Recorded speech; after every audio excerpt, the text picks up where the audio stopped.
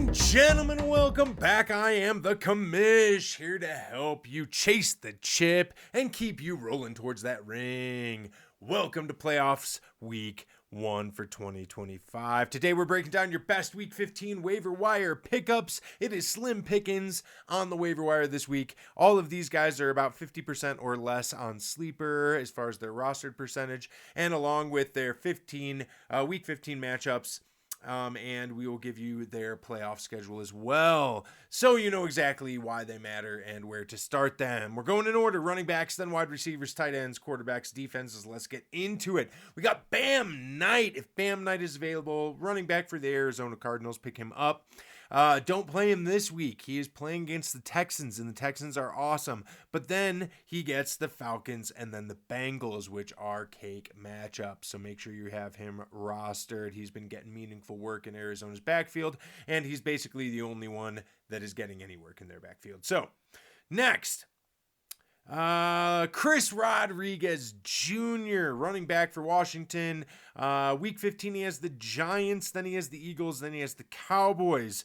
He runs angry. He's been looking good. He fits the late season. Let's see what we got here perfectly for Washington. That'll give him real opportunities to prove that he belongs there. So he's got week 15 versus the Giants, which is, let's say flex spot worthy. And he's getting lots and lots of carries plus red zone looks. Double-digit touches might be realistic here in the near future, so make sure you pick up Rodriguez. Next, Kamani Vidal. If he's available still on your waivers, go get him. He plays the Chiefs in 15, Cowboys in 16, then Texans.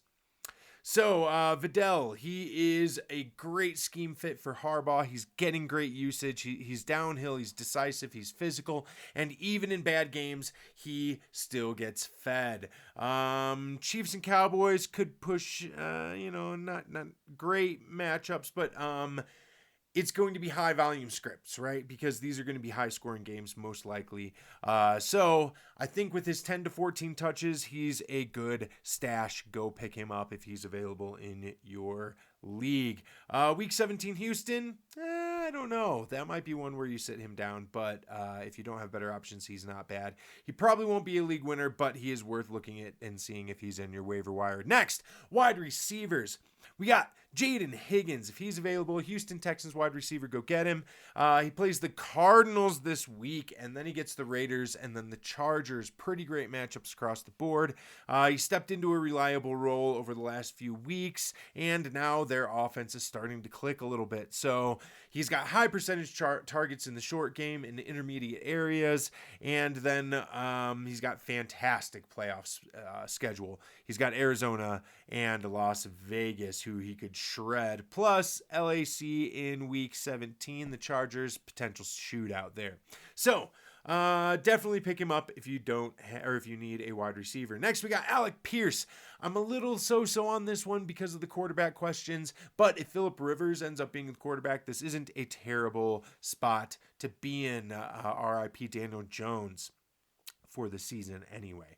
All right, and they have Alec Pierce, of course, has Seahawks, then Niners, then Jaguars. He's boom or bust, but if he gets a halfway decent quarterback, he might be worth picking up. Next, we got Treylon Burks. This is just a crapshoot. He gets the 49ers, then the Chiefs, then the Saints. He finally looks healthy. He's starting to get meaningful targets, so I think that he's worth picking up. San Francisco hard in week 15. They'll need to throw a lot. Chiefs and Saints both give scenarios where Tennessee is going to have to be chasing points. So Burks has the profile to be a late season breakout if he can hold on to the ball and get those targets, but he's a beast of a man, so it's worth putting him on your bench and seeing if he ends up being worth flexing. Tight ends. The top two tight ends, in my opinion, are Harold Fannin Jr. and Darren Waller, of course. I'm thinking Fannin looks like the real deal. He's huge. He's athletic. He's being used downfield, not just for little dump-offs. He runs all the routes. He runs seams, crossers, not just checkdowns. And the Bears have been giving a lot of points up to athletic tight ends in particular. So I feel like he's an every week starter now. So if he is on your waivers, go get him. Darren Waller, he plays the Commanders, and then the Eagles, then the Cowboys. Waller's a little bit volatile, but if he's healthy, he's awesome, and they're funneling their offense through him when he's healthy, so pick him up. Plus, 16 and 17 could be high volume passing games within the division. So if you're swinging for upside at tight end, Waller is your man. Go get him. At quarterback, we have Tyler Shuck of the New Orleans Saints. He gets the Panthers, then the Jets, then the Falcons. Guys, especially if you're in a 2-quarterback league or a super flex league and Shuck is out there, you just got to go get him. He hasn't been pretty all the time, but he's been consistent, so he's worth picking up and at least having on your bench. But if you had Daniel Jones as the guy you were streaming all the time, this guy would be a nice, good pickup to replace him. So, Carolina, friendly matchup, right? Jets, super friendly matchup, and Falcons, I mean, they're all streaming conversations, so pick him up. Next, we got Jacoby Brissett of the Arizona Cardinals. He's playing the Texans, then the Falcons, then the Bengals. I don't think I would play him against the Texans, but the Falcons and the Bengals, that is a good spot. Plus, he's just been consistent, 5 straight games with decent passing volume. And then, of course, Kyler's not coming back. So Houston should force Arizona to throw the ball a lot. But again, I don't know that I would play them in that matchup. But then 16-17 cake matchups. Next, defenses. Here's my top 2 ads for defenses. Jacksonville Jaguars, just see if they're out there. They play the Jets, then the Broncos, then the Colts.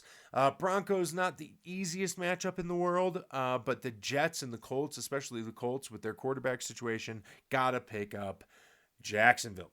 Next, we got the Bears. Pick up the Bears. They're playing the Browns, then the Packers, then the Niners.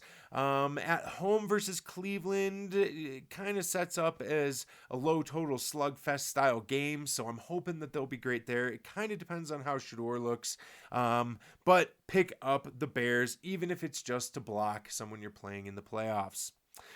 Thank you all for watching. Don't forget to like, share, and subscribe. Now do your thing and get that ring commission.